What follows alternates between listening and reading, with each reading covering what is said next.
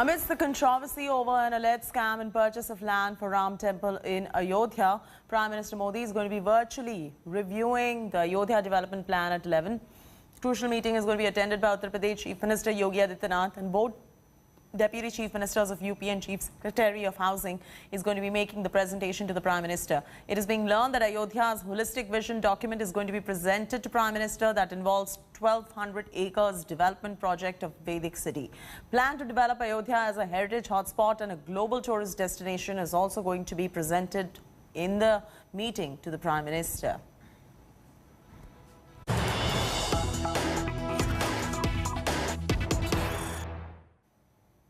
Breaking news just coming in right there. The Enforcement Directorate has arrested the PA and PS of former Home Minister Anil Deshmukh in connection with a 100 crore money laundering case. Sources say that Deshmukh too could be questioned at the earliest in connection with this case. On Friday, the Enforcement Directorate conducted raids at the residence of Anil Deshmukh and his PA Kundan Shinde and PA Sanjeev Palande. Both Palande and Shinde were brought to the Enforcement Directorate office in South Mumbai.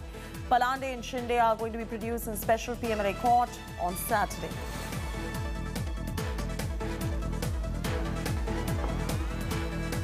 The showdown between the Modi government and Twitter continues to escalate. India Today has accessed the details of alleged complaints sent to social media giant on the basis of which Union IT Minister Ravi Shankar Prasad's Twitter account was blocked. Twitter took action on Prasad's 2017 tweet in which he had shared Academy Award-winning music legend A.R. Rahman's song Ma Tujhe Salam. The social media giant had received the complaint against the tweet on 25th of June. Remember, Twitter defended action, stating that the Union Minister's account was temporarily restricted over Digital Millennium Copyright Act. The social media giant said it responded to copyright complaint by the owner of the content.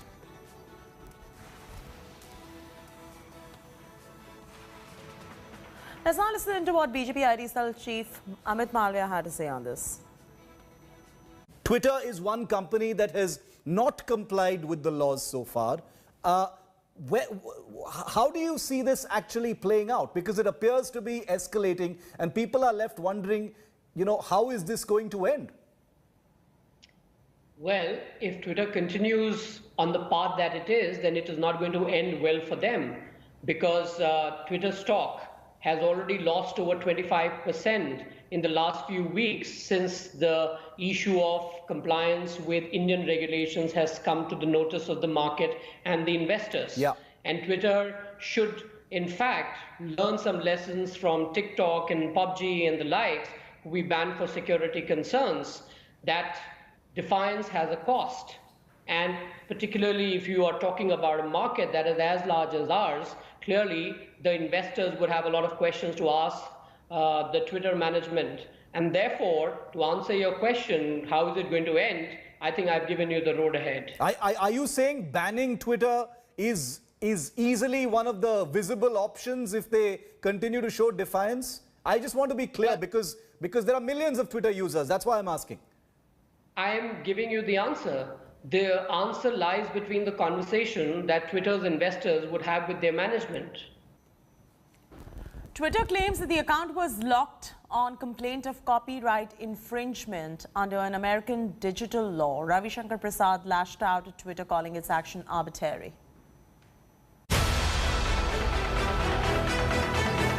A massive escalation in the Centre versus Twitter war. The social media website locked Union IT Minister Ravi Shankar Prasad out of his account for almost an hour over alleged copyright infringement. The minister denied access to the Twitter account, took to Indian social media app Koo to hit out at the American giant. Prasad said Twitter's actions indicate they are not the harbinger of free speech and are only interested in running their own agenda. The action of Twitter smacks of vindictiveness against the IT minister. It shows the arbitrariness that prevails when Twitter takes decisions. Twitter has confirmed that Ravi Shankar Prasad's account was restricted due to US Digital Millennium Copyright Act and that the tweet has now been withheld. The Digital Millennium Copyright Act is a law in the USA that controls access to copyrighted works. Sources in the Ministry of Electronics and Information Technology claim the minister had posted clips from interviews he gave to several TV channels. The minister had read the Riot Act to Twitter for not implementing IT guidelines in a recent interview to India Today. A very simple, straight question. Why should you be reluctant to enforce a mechanism? You are giving an impression that we are having a system of checking whether this particular presentation is manipulated or not. Why you have double standards on that? These questions have to be asked. Twitter's action against Ravi Shankar Prasad evoked sharp reactions from opposition ranks as well. So this is not something that it is minister specific, and I do not know why minister is making this about the Twitter platform or the social media platform. These are issues that have been unaddressed by the Information Broadcasting Ministry, by the IT Ministry, and it is coming back to bite them. Congress MP Shashi Tharoor, who heads the parliamentary panel on IT, tweeted that the panel will seek an explanation from Twitter's Indian subsidiary. Tharoor pointed out that he too faced similar action by the social media app in the past. Ravi Shankar Prasad, through a spate of tweets, very clearly said if Twitter wants to stay in the country, then Twitter will need to follow the Indian laws. He also somewhere believes what Twitter is doing is just to intimidate him and the government. Ravi Shankar Prasad also says he will not be intimidated, and if anyone wants to do business in the country, they are welcome, but they will have to make sure they follow the Indian laws and rules. This is Shwara Paliwal reporting from New Delhi for India Today with camera person Alok Das.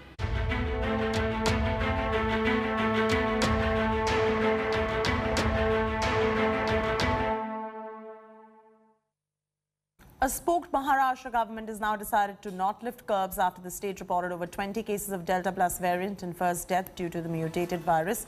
Tightening the existing curbs, the state government has decided that instead of a 5-level unlock, there will now be uniform 3-level restrictions in all districts. Malls, theatres, multiplexes are going to remain shut.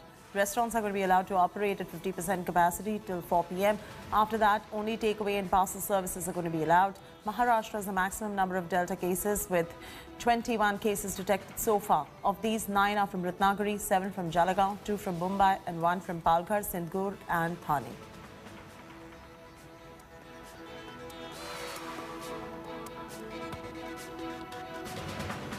The country is just barely out of the second wave of the killer coronavirus, and amidst the threat of the third wave looming large, there's another mutant variant that is already wreaking havoc. The variant of concern is the Delta Plus variant that has already claimed 2 lives, apart from infecting 52 people in this country. This is the first death from Maharashtra's Ratnagiri. Here's a look. India records another death due to Delta Plus. An 80-year-old lost his life after fighting this variant of concern in Ratnagiri. The other 20 infected with the new mutant virus are safe, according to the government.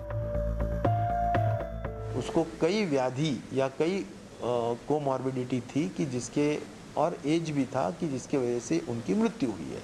जो बचे हुए 20 है वो 20 के 20 बिल्कुल दुरुस्त होके अपने घर गए हैं. इसलिए डेल्टा प्लस वेरिएंट को कोई बहुत अभी इमीडिएटली डरने वाली बात नहीं है. Maharashtra has the maximum number of Delta Plus cases with 21 cases detected so far. Of these, 9 are from Ratnagiri, 7 from Jalgaon, 2 from Mumbai and 1 each from Palghar, Sindhudurg and Thane. The state is taking no chances. The administration has declared 6 villages in Ratnagiri and Jalgaon districts as restricted. 6,000 RT-PCR tests have been conducted in these villages so far. जो हमने एक राज्य शासन ने स्वास्थ्य विभाग ने जो एक प्रोजेक्ट हाथ में लिया है कि जिसमें हर डिस्ट्रिक्ट में हम 100 लोगों की सैंपल्स की genomic sequencing, whole genomic sequencing कर रहे हैं. अभी परिस्थिति बिल्कुल काबू में है. The State Health Department has predicted a third wave in the next 2 to 3 weeks. Chief Minister Uddhav Thackeray this week held a meeting with collectors of the affected districts. From now, each district will have separate plans. and local administration will decide on restrictions based on the actual caseload. Total unlock will not happen in a hurry. Though most of the Delta Plus patients were asymptomatic and have been cured, but still the government machinery is not keeping any stones unturned.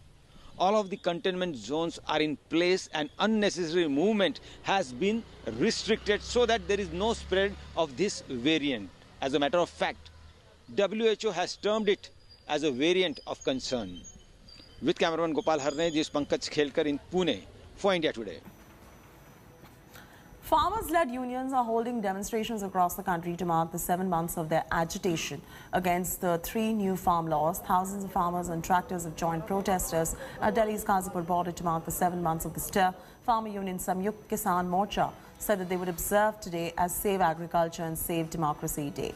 Farmers have been camping at Delhi border since November, demanding to roll back the contentious 3 farm laws. Despite the possibility of the third wave and looming threat of Delta Plus variant, farmers are persistent to continue their protest. However, the central government has maintained that the laws are pro-farmers and won't be repealed.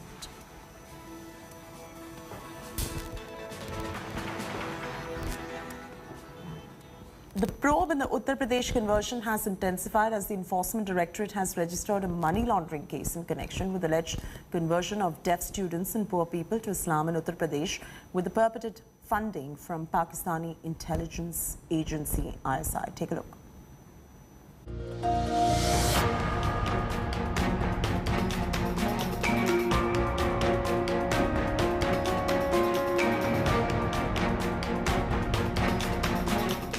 As the Uttar Pradesh police dig deeper into the alleged forced conversion racket run by the Islamic Dawa Center in Jamia Nagar, Delhi, they've stumbled upon something bigger.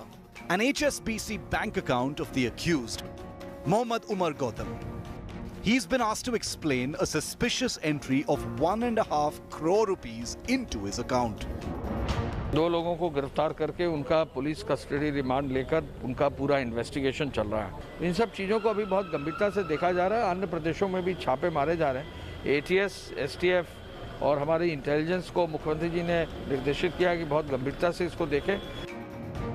The Al Hassan Education and Welfare Foundation run by Mohammad Umar Gautam received 1.5 crore rupees, which the police suspect was diverted and used to lure the weak and the vulnerable hearing and speech impaired citizens to convert to Islam. Mohammad Umar Gautam told the interrogators that he is the vice chairman of this NGO. Institutions के लोग तो शामिल है, ये clear है। बाहर से धनराशि आई, ये भी क्लियर है। उन संस्थाओं से जहां से धनराशि आई है, उनका क्या लिंक है, उनका क्या कारण है, ये तो अभी जांच का विषय है। But this is not the only transaction that's under the scanner. According to officials in the anti-terror squad in Uttar Pradesh, they want to question Abdullah Patel of Bharuch, associated with the Majlis Al-Falah Trust. Police sources have told India Today that the trust is under the scanner for allegedly channelizing funds into India for the purposes of conversion. The funds flow is being verified, and for foolproof investigations, the UP police has also sought assistance from the Enforcement Directorate. प्रदेश हमारा बड़ा है, इसके लिए जरूरी है कि हम security से कहीं भी किसी भी तरह से जो है कहीं कोई लैक्सिटी ना करें। मजबूती से काम हो रहा है और जो दोषी होगा छोड़ेंगे नहीं। Also under the scanner now is the Ajmal Foundation in Mumbai. This foundation too has funded the Islamic Dawa Center. While Umar Gautam, accused number 1, has confessed during interrogation that he was engaged in the task of conversion, police are building evidence to prove it was for money. A Hawala operator in Delhi's Chandni Chowk is also on the radar of investigators. During questioning, Umar Gautam claimed he was not operating alone to convert citizens from other religions to Islam. Maulana Kaleem Siddiqui, he claims, has converted more than 5 lakh people. This claim is yet to be verified. During the preliminary inquiry, the Enforcement Directorate officials came across several transactions from one account to another account, and it is suspected that apart from converting people from one religion to another religion, they were also involved in money laundering. Sources say the Enforcement Directorate will now file an application before the court to take the accused in their custody. Munish Pandey in Delhi for India. The stage is set for some mighty European showdowns. Stakes are high. It's now and ever for the nations that have qualified for the knockouts of Euro 2020. The winner gets the progress to the quarterfinal. The loser, of course, goes home. Here's all that you need to know ahead of the European Championship round of 16. For all the entertainment and drama of the opening round of the Euros, the only outcome that surprised football fans was Spain finishing second in their group behind Sweden. There were moments when teams like Croatia, Spain and above all, Portugal and Germany looked in real danger of going out. Puts Portugal in front. But they all overcame different challenges to qualify for the knockout stages. Goretzka strikes it. The business end of the tournament starts now. The much-awaited round of 16. Are France still the favourites? The reigning world champions didn't have the perfect record in the group stages, but that doesn't tell you the whole story. France topped a group where the quality of opponents was significantly higher. They beat Germany and drew with reigning European champions Portugal and a Hungary side that nearly put the Germans out of the tournament. With match winners like Mbappe, Benzema, Griezmann and Pogba, France probably are still the side to beat at the Euros. And remember, Mbappe still hasn't scored this tournament, an anomaly that probably won't last long. Italy, with 3 wins in 3 games, have been the most captivating to watch. They still haven't conceded a single goal. And while they should be able to overcome Austria in the round of 16, one of Belgium or Portugal awaits them in the quarter-finals. Belgium, the world's top-ranked team, won all 3 of their group games. But they did so without the flair and flamboyance they are known for. They'll now face Portugal. And while Cristiano Ronaldo's men finished 3rd in Group F, they are no pushovers. Roberto Martinez's side will have to find a way to keep Ronaldo quiet on the night. The man who needs a solitary goal to become the all-time leading goal scorer in international football. The Netherlands too have played compelling football so far, but the improvement in the quality of opponents as the tournament progresses is sure to test them. It is true that some teams have a much more challenging route to the final than others. But Spain's failure to win their group has surely helped mitigate the problem of an unbalanced draw just a little. Luis Enrique's men will be up against World Cup runners-up Croatia, who finished 2nd in their group. But the mouth-watering contest of round of 16 surely is England versus Germany at Wembley. While England managed to top their group, they have been missing the verve and panache. Germany too have looked listless at times, but their 4-2 victory against Portugal highlights how Harry Kane and company will have to be at their best to beat them. The stage is set for some unforgettable matchups. Who will be the final 8 that make it to the next round of knockouts? We'll have to wait and watch. But be rest assured, the round of 16 at the Euros will have it all. Thrilling spectacles, heartbreaks, moments of intense glee, as well as distress. Sports Bureau, India Today.